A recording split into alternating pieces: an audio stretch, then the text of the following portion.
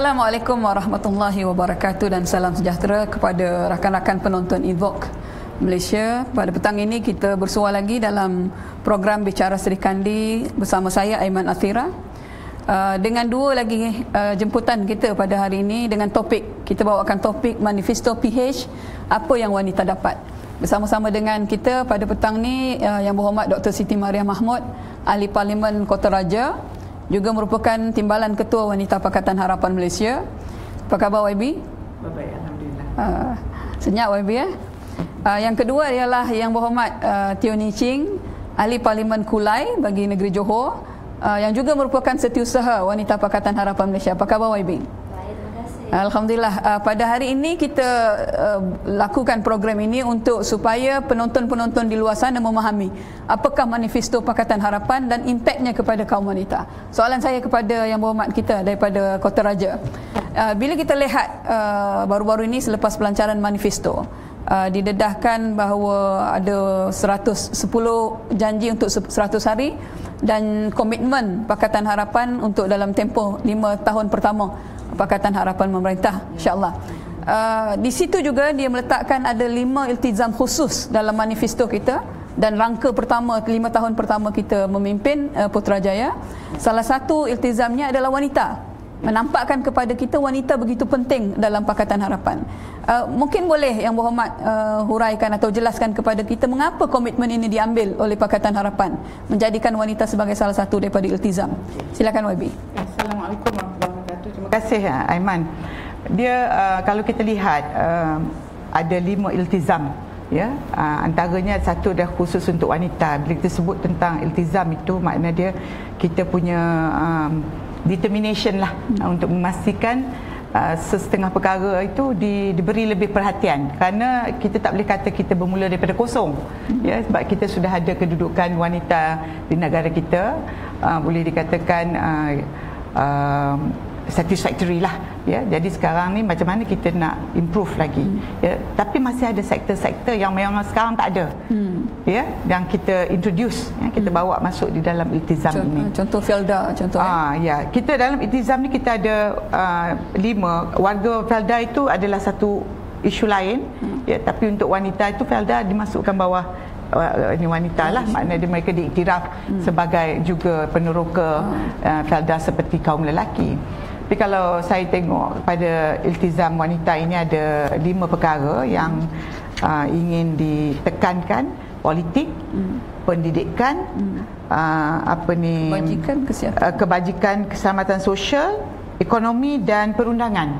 Jadi 5 perkara ini yang kita tekankan, dan setiap satu tu ada macam kita punya soft spot lah, apa yang perlu kita tekankan. Misalnya di dalam politik, kita sedar bahawa wanita walaupun diwar-warkan sudah mencapai 30% lebih, ya, dalam perkhidmatan awam, tapi dalam politik itu belum sampai, walaupun hanya 10%. Ya, baru 10 poin berapa, ya, tak sampai 11%. Hanya 23 orang ahli parlimen di dalam whole of parliament, ya. Jadi makna ini adalah pencapaian yang tidak memuaskan hati. Jadi kita rasa kita perlu memperkukuhkan orang kata penglibatan wanita. Jadi kita bercadang untuk mengadakan macam institusi khas, ya, untuk mendidik wanita, kesedaran wanita tanpa mengira parti politik dia, ya, kerana wanita perlu aktif dalam semua parti politik. Jadi pendidikan ini perlu, kerana kita memberi pendedahan awal dan dia akan membantu wanita memperkasakan wanita itu sendiri. Pendidikan, institusi pendidikan yang dimaksudkan itu adalah terus direct kepada politik, ya? Ya, terus kepada politik. Itu yang kita merasakan bahawa perlu diwujudkan awal supaya wanita muda, ya, dan lepas tu kita ada juga wanita mudanya, lepas tu suri rumahnya, wanita di luar bandar, mereka semua perlu ada representasi, perwakilan di dalam politik kita. Ya, buat masa ini UMNO belum ada. Dia tidak ada. Makna dia mungkin dia buat untuk wanita UMNO ke, tetapi tidak mendedah wanita secara orang kata secara menggalakkan. Kalau ia pun mungkin hanya wanita Barisan Nasional begitu. Tapi kita nak kesedaran politik itu menyeluruh ke seluruh negara. Jadi lepas tu parti politik mana dia nak ceburi itu adalah satu hal lain dia. Maknanya pendidikan politik itu didedahkan kepada semua. Baik, alhamdulillah. Untuk yang berhormat Puan Teo Nii Ching pula. Kita telah pun merangka satu agenda Wanita Harapan Negara yang kita sebut 77 tumpu. Saya percaya itu adalah cara ataupun komitmen kita untuk mengisi kemenangan selepas kita berjaya merampas Putrajaya lah, ataupun mengambil alih Putrajaya. Nah, di sana juga ada manifesto Pakatan Harapan. Dan kedua-dua bahan ini telah turun ke peringkat rakyat dan masyarakat, termasuklah aktivis-aktivis kita dalam memberi penerangan. Cuma persoalan dia, adakah agenda Wanita Harapan Negara yang ada 7 tumpu itu bersama dengan manifesto Pakatan Harapan perlu dilihat bersekali ataupun adalah dua perkara berbeza? Silakan. Sebenarnya kedua-dua dokumen ini adalah dokumen yang sama. Baik. Kedua-dua dokumen ini adalah yang sama, dan saya rasa ini adalah satu kelebihan untuk Pakatan Harapan. Kerana untuk agenda wanita itu sebenarnya ditulis kita wanita yang draft, wanita yang tulis, wanita yang cadang. Dan selepas itu apabila PH wanita, kami sudah ada agenda kita sendiri. Kita bentangkan manifesto kita, apa yang kita nak yang untuk menjadi agenda kita, kita present kepada jawatan kuasa manifesto Pakatan Harapan supaya mereka boleh adopt proposal cadangan-cadangan daripada Pakatan Harapan Wanita. Kerana kita rasa wanita yang perlu tentukan apa yang sepatutnya menjadi janji ataupun polisi dalam manifesto Pakatan Harapan. Kita tak mau lelaki, pemimpin-pemimpin lelaki, saya bukan cakap mereka tak faham isu ini, tetapi saya rasa kalau kita nak memperkasakan pemimpin-pemimpin wanita, jadi sekurang-kurangnya kita perlu mengizinkan ataupun membenarkan pemimpin-pemimpin wanita yang menentukan apa yang sepatutnya menjadi manifesto kita, apa yang sepatutnya menjadi janji kita, apa yang sepatutnya menjadi polisi-polisi yang akan menjadi keutamaan kita apabila kita menjadi kerajaan. Jadi dalam pandangan saya, kedua-dua dokumen itu bukan dokumen yang berbeza. Memang ada kurang sikit lah kerana buku manifesto ini cukup tebal. Banyak orang yang sudah komplain, dia cakap, wah YB ini hampir 200 muka surat, bagaimana nak habiskan. Tetapi ini juga menunjukkan bahawa berapa masa yang kita telah guna untuklah come out dengan buku manifesto ini. Kerana kita bukan tulis sesuka hati saja, kita memang duduk bincang satu demi satu janjian ini. Ya, saya lihat sebenarnya komitmen Pakatan Harapan selain daripada mengedarkan risalah yang lebih mudah ini, Pakatan Harapan juga menyediakan satu buku rujukan, yang ini juga tidak pernah berlaku dalam sejarah negara kita. Biasanya hanya diedarkan manifesto risalah-risalah tertentu, tapi kali ini didatangkan khas dengan buku. Betul. Jadi ini boleh jadi rujukan tambahan. Betul. Saya rasa ini memanglah membolehkan semua rakyat Malaysia yang ingin berminat untuk tahu apa itu tawaran Pakatan Harapan, mereka boleh download daripada internet. Mereka boleh baca daripada ayat pertama, muka surat pertama sampai akhir. Dan saya rasa ini juga menjadi satu alat yang bagus untuk rakyat jelata. Kalau Pakatan Harapan kita memang menjadi kerajaan selepas PRU ke-14, mereka boleh guna buku ini dan meminta Pakatan Harapan untuk menulai janji kita. Saya selalu cakap, saya memang nak semua itu tawaran daripada wanita ditulis dalam buku ini. Kerana saya tak kisah siapa yang menjadi menteri pada masa itu, tetapi saya akan guna buku ini untuk paksakan ataupun untuk pastikan menteri-menteri yang dilantik ini semua akan tunaikan janji ini. Kerana kita tak tahu siapa yang akan menjadi menteri. Setelah ini kita tak tahu lah. Dan bukan sahaja menteri untuk Kementerian Wanita yang terlibat dalam menunaikan kesemua janji ini. Kita juga akan melibat sepertilah Kementerian untuk the Home Minister, Kementerian Dalam Negeri, kerana mereka juga terlibat dalam membentang beberapa undang-undang yang kita nak. Jadi kami akan gunalah buku ini untuk memastikan bahawa tak kira siapa yang menjadi Menteri Pakatan Harapan, tetapi kita akan guna buku ini sebagai rujukan dan pastikan mereka semua akan tunaikan janji ini. Maksudnya tidak mudah YB. Kalau dulu biasanya budayanya ialah bila ahli parlimen itu merupakan backbencher kepada kerajaan, maka mereka hanya senyap. Betul. Tetapi kali ini semua akan bersuara. You tak tunaikan, kita akan kerana sudah tulis dalam sini. Lagi satu kan, kita kena ingat bila kita jadi kerajaan, kita jadi menteri, kita tak nak macam BN lah. Tiap-tiap kali datang satu menteri, dia buat satu perkara lain yang totally new. Macam menteri pelajaran. Setiap kali menteri pelajaran baru mesti ada satu perkara yang baru yang put everything, orang kata throw the spanner into the wheel lah. Semua benda yang dia buat tu dah abandon kan. Jadi kita membazir di segi tu. Jadi sekarang ni siapa-siapa saja yang pegang mesti faham bahawa ini adalah yang kita fikirkan bersama, ya, dan perlu dilaksanakan bersama. Saya ingat ini satu tindakan yang sangat berani oleh Pakatan Harapan, maknanya boleh mempersoalkan. Baik, saya pergi pusingan yang kedua kepada Yang Berhormat Kota Raja kita. Jika kita lihat daripada 7 tumpu tadi disebutkan mesti dilihat bersama dengan manifesto. Lebih kurang 10 sebenarnya tawaran ataupun komitmen Pakatan Harapan yang telah khusus memberi kebaikan, kesan yang baik kepada wanita. Salah satunya ialah skim caruman KWSP untuk suri rumah. Tetapi ini mungkin boleh YB jelaskan kepada kita, dan juga bagaimana skim caruman KWSP ini telah memberikan reaksi yang agak gabra lah, saya kata gabra di peringkat Ketua Wanita UMNO. Pertama dia kata ia akan menyebabkan, dia ugut, dia menakut-nakutkan untuk suri rumah, dengan kononnya suri rumah akan dikenakan cukai pendapatan. Kedua, dia katakan juga ialah tiba-tiba beberapa hari kemudian dia kata ini sama seperti mana yang kami tawarkan dalam skim saraan pencen satu Malaysia. Walaupun berbeza, ya. Silakan YB. Gini ya, namanya sebenarnya skim itu kita nak namakan apa namanya atau di mana kumpulan wangnya, itu adalah teknikal. Apa yang penting adalah melihat kepada suri rumah, ya. Kita nak kena faham apa idea di belakangnya supaya kita dapat faham apa yang visi kami untuk wanita. Kalau kita lihat, ya, wanita yang bekerja hanya 50% lebih kurang, lagi 50% tu adalah suri rumah. Okey, kalau kita tengok secara umum. Dan dengan pengalaman kami 10 tahun ni dalam menjadi wakil rakyat ini, kita melihat bahawa suri rumah adalah mereka yang tidak ada safety net, social safety net. Ya, langsung tak ada. Walaupun mereka dah kahwin, ada anak, dah apa semua, tetapi akhirnya bila sampai umur usia tua mereka tidak ada langsung simpanan setengah dia. Social net tu tak ada. Dan tidak ada skim di dalam negara kita yang menjaga kebajikan mereka.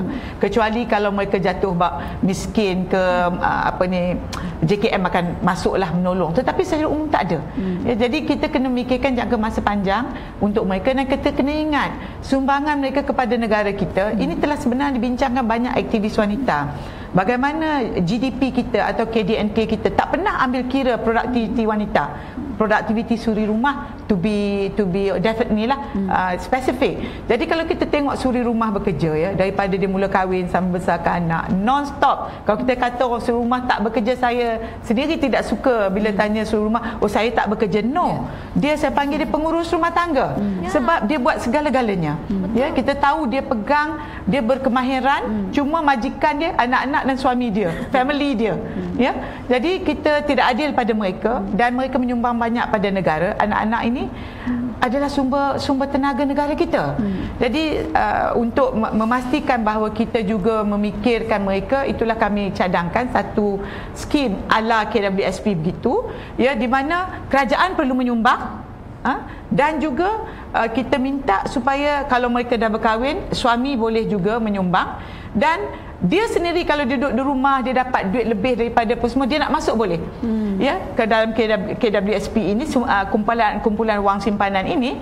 Dan tentulah bila ada kumpulan wang simpanan, kerajaan akan mentadbirnya, akan melabur dan sebagainya, ada keuntungannya. Jadi bila dia dah sampai ke satu umur yang mungkin dia sudah penat dan lelah, ya, nak cari duit apa semua, dan mungkin kadang-kadang berlaku peristiwa perceraian, sama ada mati atau hidup, dan wanita suri rumah tu banyak utamanya tinggal terkonteng-konteng kerana mereka tidak ada kemahiran, ya. Dan setengah anak-anak bertuahnya, maknanya bila dah lepas, mereka lupa ibu-ibu mereka.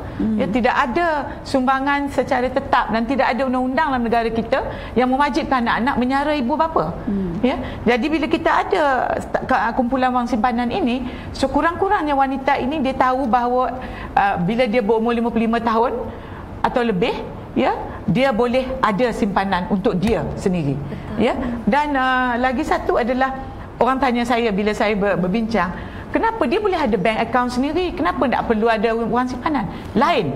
Selalunya bila saya bersembang dengan wanita, kalau dia ada, dia kata orang kata duit dapur dia simpan tu yang suami dia tak tahu apa, tapi dialah orang yang pertama yang akan mengeluarkan simpanan. Betul. Sekiranya rumah tangganya mengalami keperluan ekonomi, ya, baik kalau suaminya punya masalah pun dia keluarkan, anak-anak punya masalah, jadi duitnya tidak akan berhimpun, duitnya akan selalu menjadi emergency bank, piggy bank kepada keluarga. Jadi dengan adanya kumpulan wang simpanan ini, dia tidak boleh mengeluarkan at whims and fancy, ya, tentu kita akan tambah baik, ya, tetapi kita garanti semua. Kenapa kami minta kerajaan juga bubuh?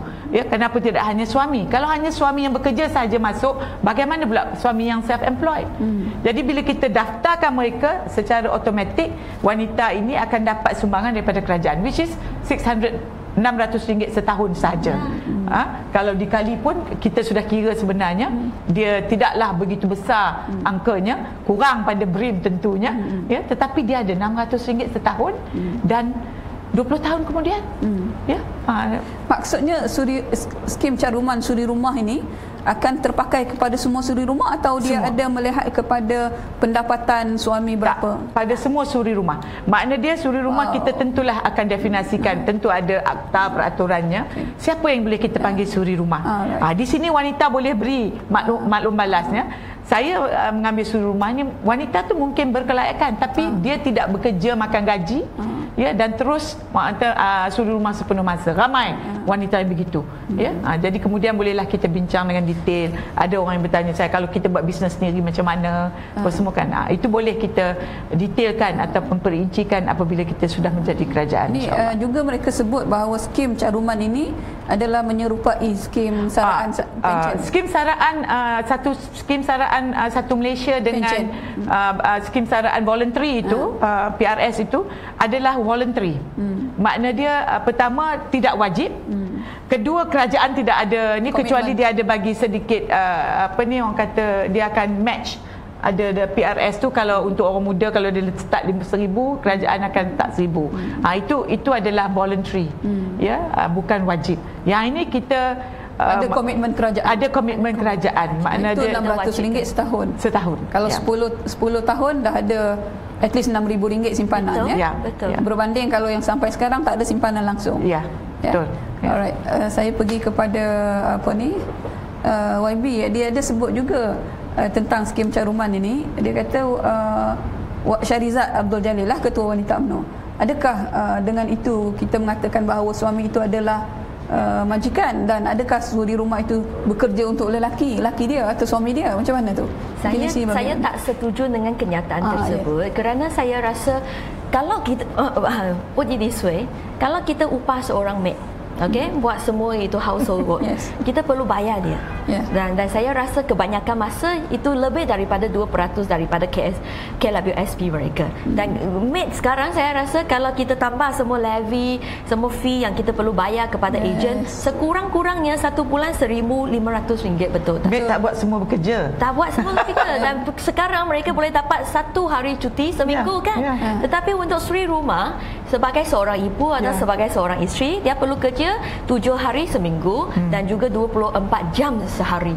Jadi saya rasa 2% daripada KLWSP suami itu hanya untuk tunjuk bahawa sebagai seorang suri rumah, dia juga ada contribution dia kepada rumah tangga ini.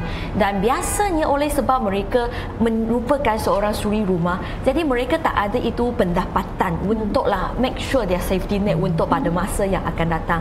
Sebab tu kita cakap bahawa kita perlu wujudkan ini KLWSP untuk suri rumah, dan kita bukan sahaja wajibkan suami untuk contribute 2% daripada KLWSP suami, tetapi kita sebagai kerajaan kita juga akan contribute 5% RM50 setiap bulan. Jadi saya ini tunjuk bahawa penghargaan kita kepada Suri Rumah. Kita bukan sahaja tunggu sampai hari ibu untuklah hantarlah rose ke bunga ke kepada ibu. Setahun sekali. Ya, setahun sekali. Sekarang mungkin setahun 2 kali lah. Hari ibu dan juga hari wanita. Tetapi tiap-tiap hari, tiap-tiap bulan kita perlulah tunjuk penghargaan kita kepada golongan ini.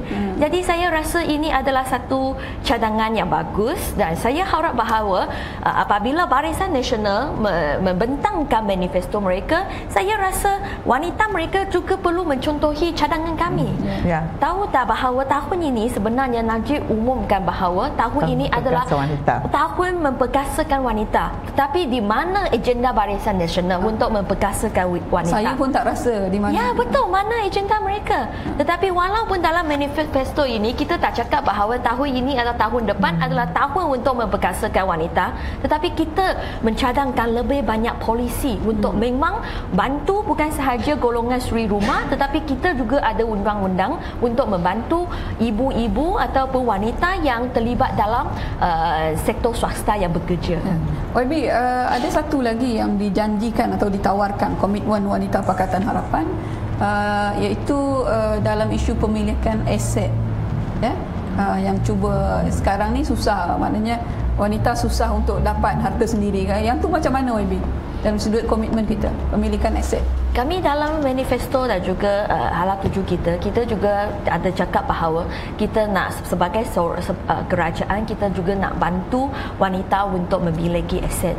Jadi kalau apabila mereka nak beli atau milik itu aset, kalaulah ada letak nama isteri ataupun nama wanita, kita sebagai kerajaan kita cadang bahawa kita akan negotiate dengan bank, berunding dengan bank supaya proses ataupun chances keperluan mereka untuk dapat itu loan pinjaman daripada bank adalah lebih senang sikit.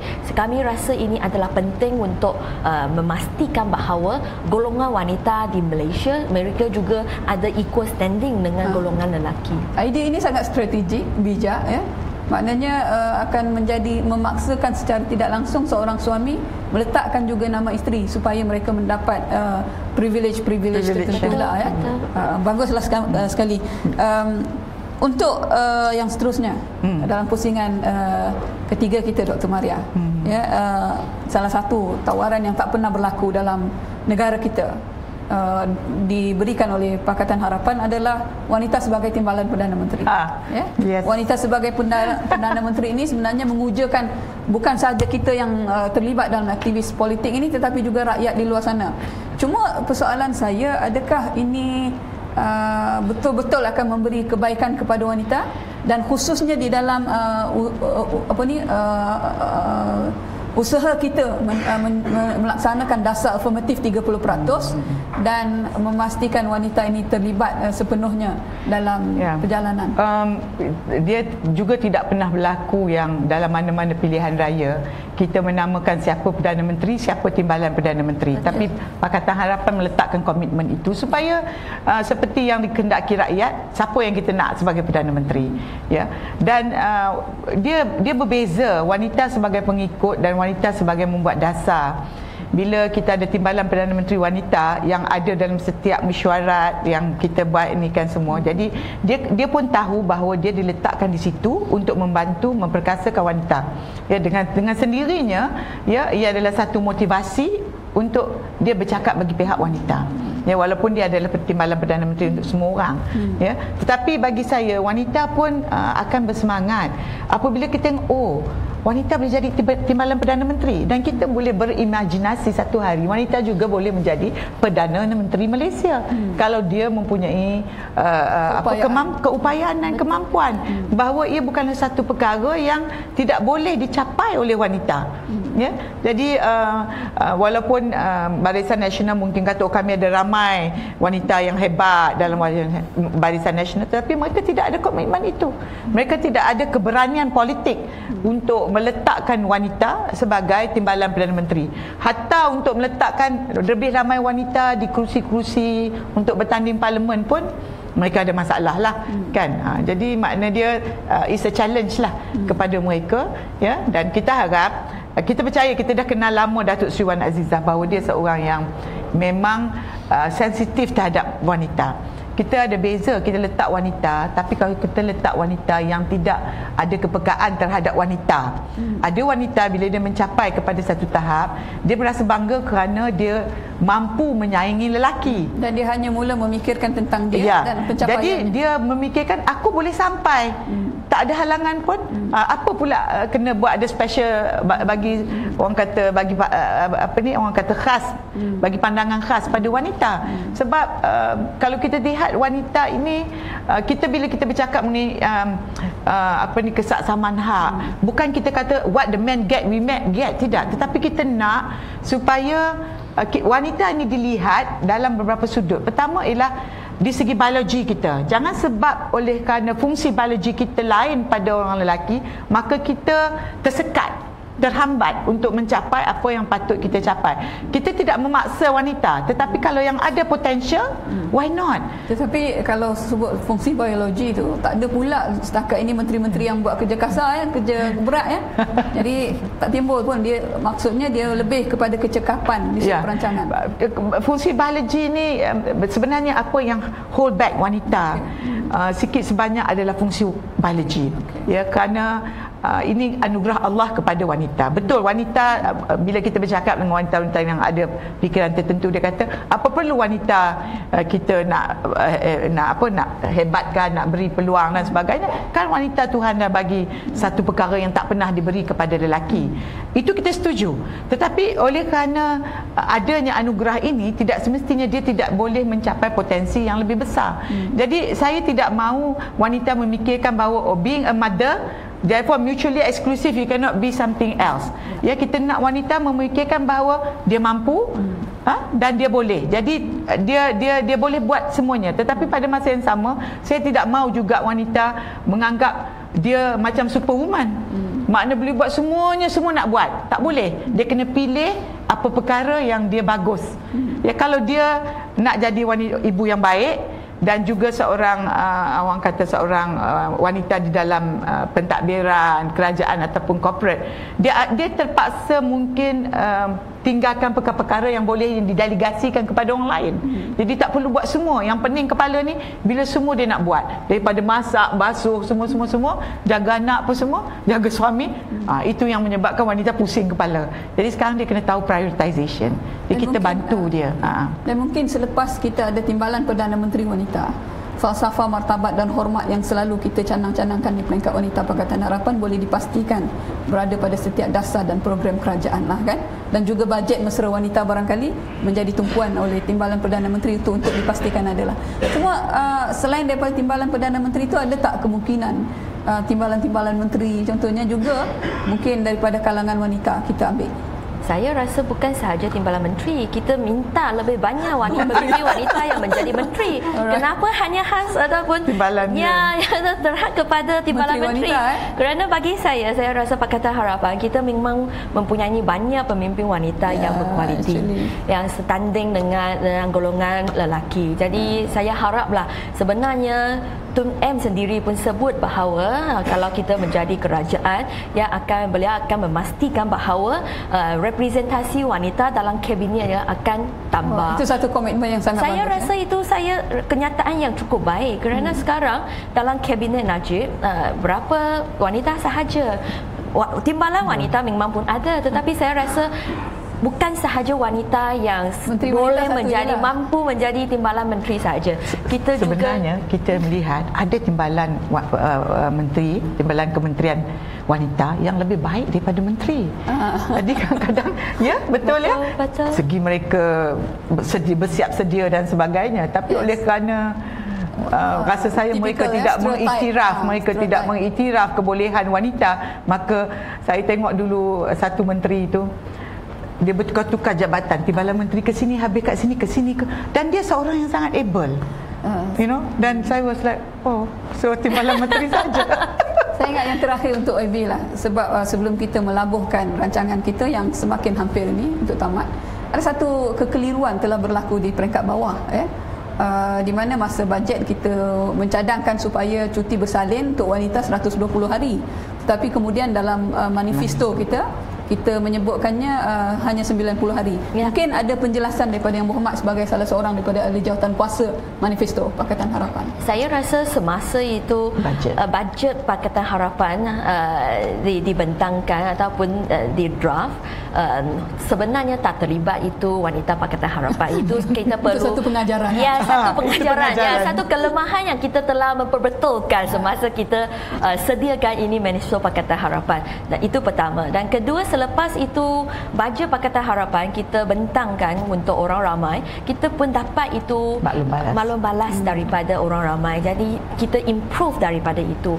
Feedback yang kita terima dan Pakatan Harapan Wanita yang kami pun setuju adalah, pertama, kalau kita panjangkan ini cuti bersalin daripada 90 hari kepada 120 hari, itu akan menyebabkan ataupun mengakibatkan wanita lebih suka lagi untuk mendapat pekerjaan. Kerana di segi seorang majikan, kalau you ada dua orang calon, satu wanita muda, satu orang lagi ialah lelaki muda, tetapi wanita muda ini ada kemungkinan yang besar berkahwin dan bersalin. Jadi bagi majikan itu kemungkinan yang besar dia akan ambil calon lelaki dan bukan calon wanita.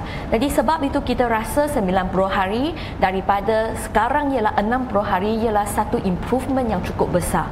Dan kedua, instead of giving 120 hari untuk cuti bersalin, kita rasa kita juga perlu promote ataupun memperkenalkan idea iaitu menjaga kanak-kanak itu adalah satu shared responsibility di antara suami isteri.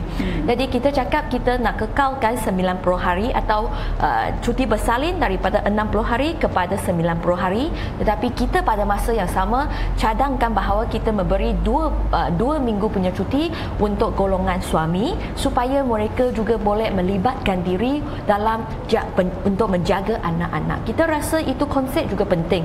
Janganlah kita hanya ada fikiran bahawa untuk jaga anak itu tanggungjawab wanita atau tanggungjawab isteri. Kita juga perlu memastikan bahawa golongan lelaki, golongan ayah, mereka juga boleh ada spend masa yang berkualiti dengan anak-anak mereka. Polisi sekarang sudah ada tapi tak sampai 2 minggu. Betul. Ya, tak ada. Sudah tak ada 7 hari ke? 7 hari tetapi untuk kerajaan kaki tangan kerajaan tidak saja. Diperluaskan sehingga tidak diperluaskan lagi. Betul. So maknanya ini adalah antara komitmen wanita. Yang satu lagi YB sebelum habis, ini sangat penting. Dan antara yang menjadi punca baru-baru ni kemarin tak silap saya, ada seorang kanak-kanak berusia 2 tahun meninggal sebab tertinggal oleh ibunya di dalam kereta, yang juga seorang guru di kolej kemahiran. Dia tak sedar anak dia ada kat belakang sehinggalah pukul 1. Saya kira ini boleh diatasi sekiranya ada nursery di tempat kerja. Betul. Sekiranya itu betul-betul dilaksanakan. So far wanita UMNO ke siapa menteri-menteri wanita bunyi untuk adakan nursery, tetapi ia tidak berlaku. Betul. So saya lihat di dalam manifesto Pakatan Harapan ini menjadi komitmen. Betul. Kerana kita rasa memang sekarang kita tak boleh nafi bahawa lebih ramai golongan wanita yang terlibat dalam tenaga kerja, dan kita juga hargai pelibatan mereka dalam tenaga kerja. Kerana sekarang di antara 10 orang mahasiswa, 6 orang adalah daripada golongan wanita. Jadi kalau golongan wanita ini tak libatkan diri dalam tenaga kerja, ini juga merupakan satu kerugian untuk keluarga dan juga untuk negara kita. Tetapi apabila kita nak memastikan lebih banyak wanita yang terlibat dalam tenaga kerja, kita juga perlu sediakan taska tadika yang berkualiti untuk golongan ini, untuk memastikan bahawa apabila mereka kerja, anak-anak mereka juga dapat jagaan yang bagus. Kita yang cakap ini yang satu polisi yang cukup penting, jagaan yang berkualiti. Jadi dalam manifesto kita memang janji bahawa bukan sahaja kita akan bagi subsidi untuk B40 untuk hantar anak mereka pergi ke taska tadika yang berdaftar, tetapi kita juga menggalak majikan dan juga memastikan kerajaan menyediakan itu taska supaya golongan wanita, pekerja-pekerja wanita boleh letak anak mereka di tempat-tempat nursery ataupun taska sebegini untuklah meringankan beban mereka. Saya ucapkan terima kasih kepada kehadiran kedua-dua panel kita, Yang Berhormat Dr. Maria Mahmud dan juga Yang Berhormat Teo Nii Ching. Saya kira ini adalah kedua-dua ikon ataupun figure kepimpinan wanita dalam Pakatan Harapan yang insya-Allah akan membawa Malaysia ke mercu yang lebih baik dan memperjuangkan nasib untuk masa depan wanita yang lebih baik. Saya ucapkan terima kasih kepada kedua-dua YB. Saya rasa 1 jam ini saya sendiri tidak puas untuk bertanya lagi tentang apa agenda dan apa komitmen Pakatan Harapan. Tetapi sudah sampai masanya untuk kita berlabuh. Saya ucapkan terima kasih kepada rakan-rakan penonton. Mudah-mudahan perbincangan kita pada petang ini yang mengambil kira lebih kurang sejam akan memberi manfaat dan pencerahan kepada rakan-rakan di luar sana. Sekian, insya-Allah kita bertemu lagi. Assalamualaikum warahmatullahi wabarakatuh. Waalaikumsalam. Terima kasih. Thank you.